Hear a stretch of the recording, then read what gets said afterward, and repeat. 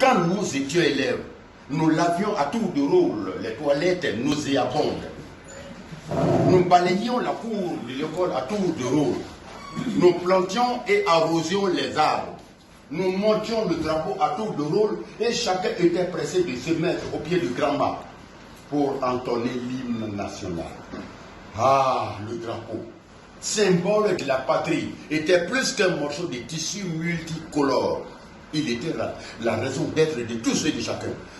Parce qu'on pouvait perdre sa peau pour ce drapeau. Dès que ce drapeau, il y a pourquoi tu n'es pas venu au drapeau?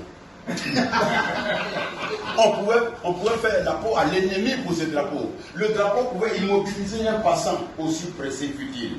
Même les morts intimaient à leur cortège de faire allégeance au drapeau avant de poursuivre leur ultime voyage.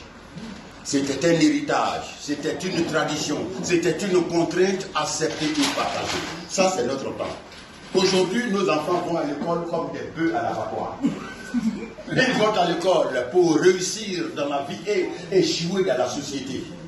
Mais qu'est-ce qui s'est passé?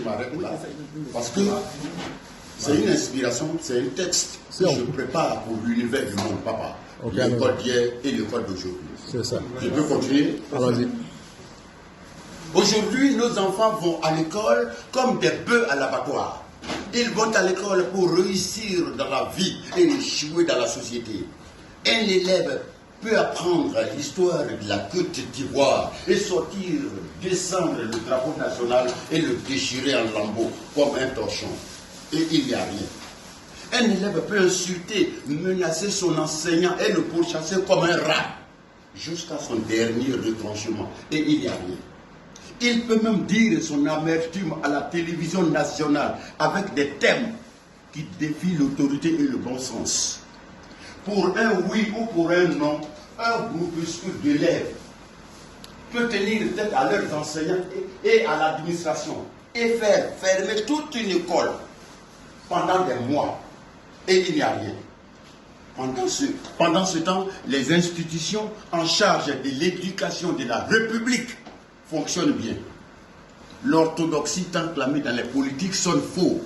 La rigueur des prédicateurs ne vaut même pas la raideur d'inflexibles. Dans les discours, on joue à l'autruche. On maquille la plaie, pourtant ça pue.